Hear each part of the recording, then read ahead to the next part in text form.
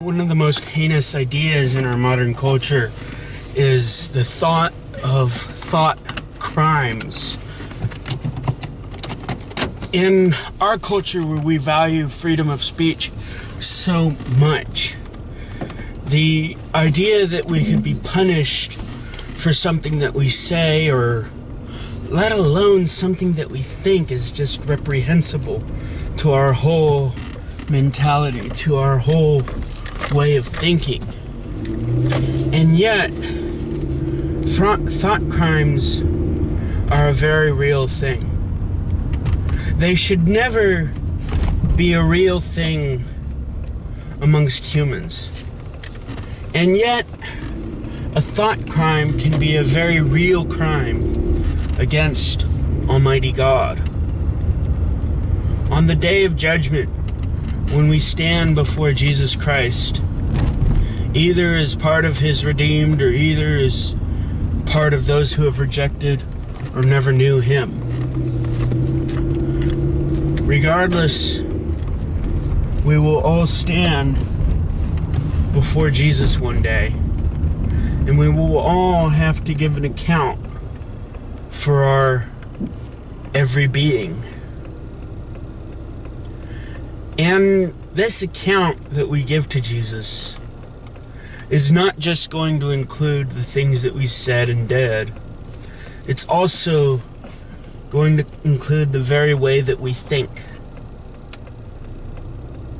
When we think, we have a lot more control over what we think than what we realize.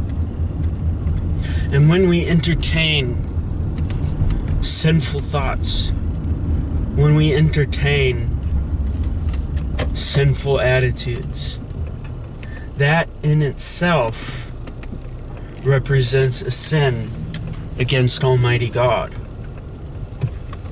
By our thoughts, we lead ourselves to action. We act based on what we think. And we think based on decisions that we've made, decisions that we've given ourselves to.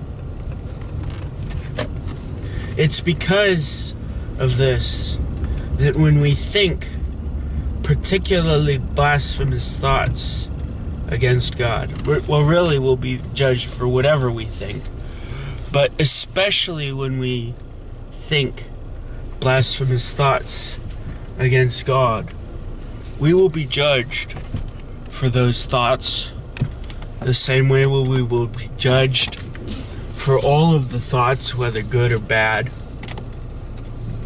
whether our intentions in our thoughts are good or not. And so we must be careful how we think.